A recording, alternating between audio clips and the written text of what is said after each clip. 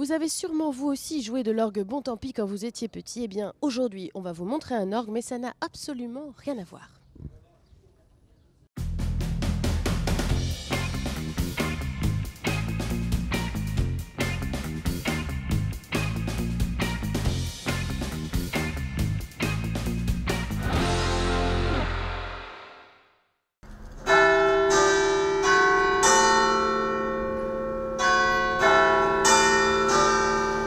Bonjour à tous, bienvenue dans Sur Place, l'émission qui se déplace au gré de l'actualité. Aujourd'hui nous sommes au Pouliguen et on ne va pas aller à la mer, on va aller à l'église. Elle se trouve juste derrière moi, c'est l'église Saint-Nicolas et elle accueille un tout nouvel orgue et c'est un événement plutôt exceptionnel. Un orgue qui a nécessité 2 ans de travail, qui compte plus de 2300 tuyaux et qui a coûté plus de 500 000 € à la commune. On vous propose de faire une visite exclusive, ça se passe là, juste derrière, on y va.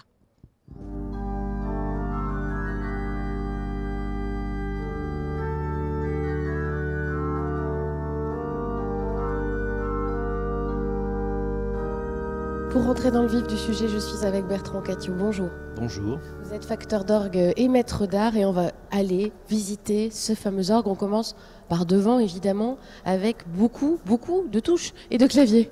Oui, alors c'est le poste de pilotage, on pourrait dire. C'est là où se tient l'organiste qui va pouvoir assurer les messes ou faire des concerts. Donc l'organiste a à sa disposition plusieurs claviers, aussi bien manuels qu'au pied, et une multitude de registres qui chacun donne une sonorité différente. Avec des noms assez intéressants. Alors doublette, tiercelette, on voit à peu près, mais il y a aussi des flageolets, des bourdons. Oui, alors il y a aussi des montres. Alors le bourdon c'est un jeu qui est assez doux, comme celui-ci. Puis vous avez la montre. Alors la montre, ça veut dire que les tuyaux de façade sont en montre et correspondent à ce registre. Voilà. Et puis la tiercelette, alors là c'est un jeu très aigu qui va donner en fait la tierce de la note que l'on joue. Mais on peut mélanger ces jeux entre eux. Hein. Alors donc on additionne. Voilà. Donc là par exemple il y a 4 registres tirés, ça veut dire qu'il y a 4 tuyaux qui parlent en même temps. Mais on n'entend qu'une seule note. C'est la magie de l'acoustique et de l'orgue. Donc pour jouer de l'orgue, il faut être vraiment très agile, savoir coordonner les pieds et les mains. Voilà, ça demande une coordination à la fois des mains et des pieds pour pouvoir dominer l'instrument. Donc le plan sonore de pédale se joue au pied et il peut lui aussi commander le clavier par un mécanisme. Je vais tirer ce registre et là je joue en même temps les jeux que j'ai tirés au premier clavier. Ça peut être au deuxième clavier, au troisième clavier. On a aussi mécaniquement la possibilité de faire parler les claviers entre eux. Donc, par exemple, voilà,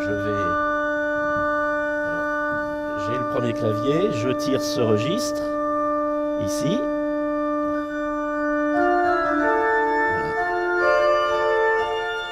Et on peut faire pareil avec le troisième clavier, par exemple. Ici.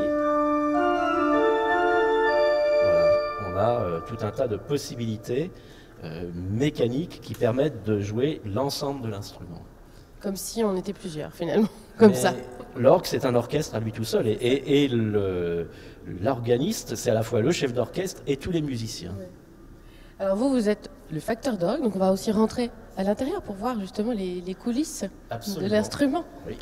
Ici, on est au cœur de l'instrument et on voit tout un tas de tringleries qui sont en fait reliées au clavier et qui vont aller faire parler les tuyaux. Donc si par exemple, je tire une note ici,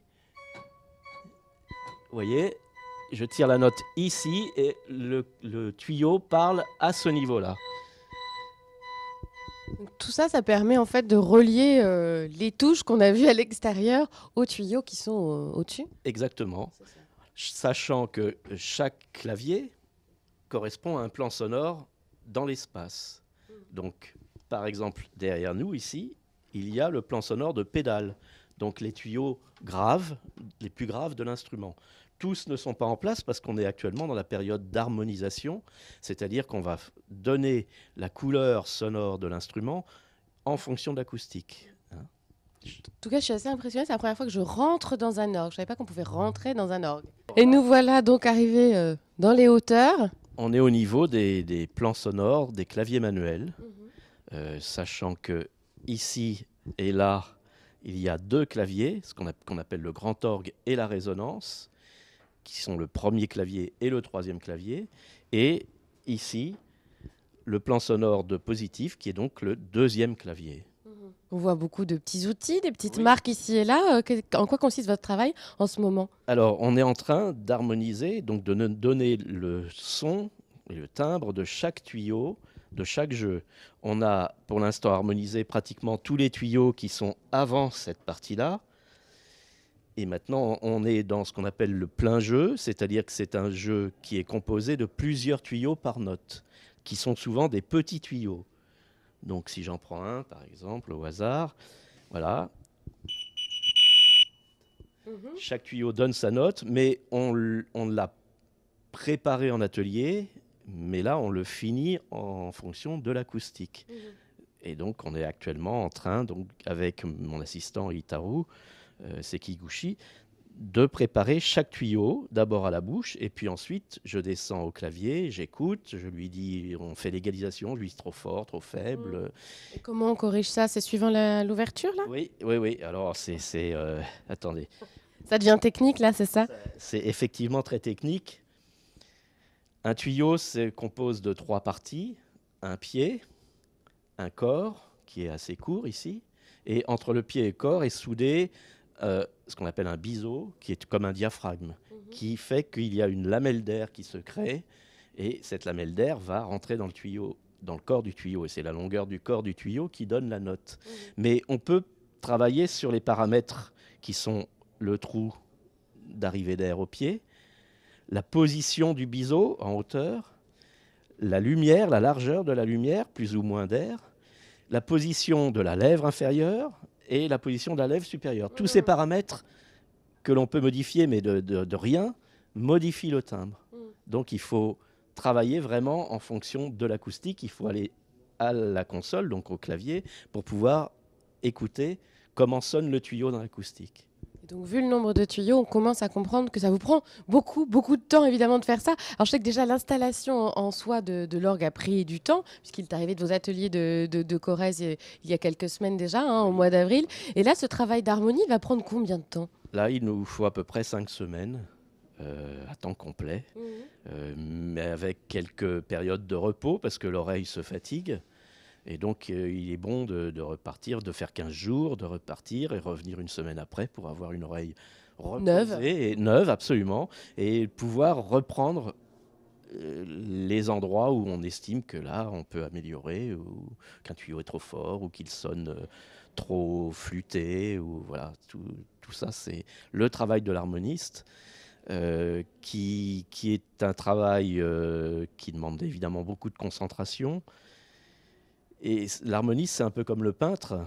Les peintres, ils ont tous la même palette à disposition, avec les mêmes couleurs, et puis chaque peintre dit ce qu'il a à dire. Et pour l'harmoniste, c'est la même chose. Les tuyaux, l'harmoniste a déterminé les tailles de chaque tuyau, parce qu'il a déjà une idée sonore de ce qu'il veut entendre.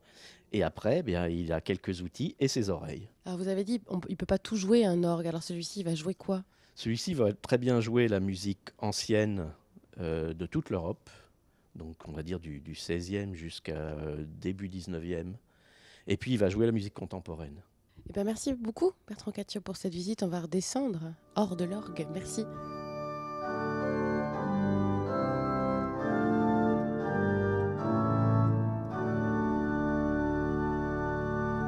Je suis avec Alain Pichon. Bonjour. Bonjour Annelise. On ne parle pas très fort parce qu'on est dans une église. On n'ose pas parler trop fort. Bien sûr, respectons les lieux. C'est ça. Vous êtes adjoint à la culture de la ville du Pouliguen. Oui. On va parler donc de cet orgue qu'on a visité.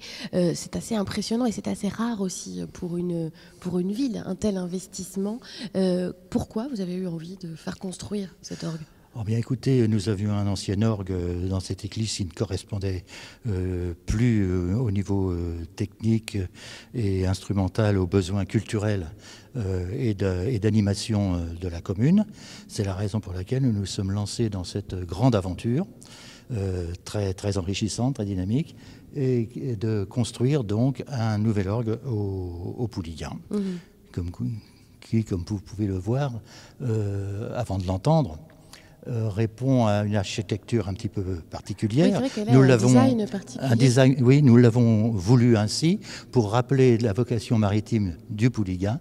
Donc vous voyez ici ces tuyaux qui sont en forme de voile. Et on pense que c'est un instrument tout à fait novateur. D'ailleurs, un instrument tel que celui-ci n'a pas été dans la région construit depuis 100 ans. Oui, donc c'est quelque chose dont le Pouliguen s'honore, bien entendu, Adelise. Évidemment.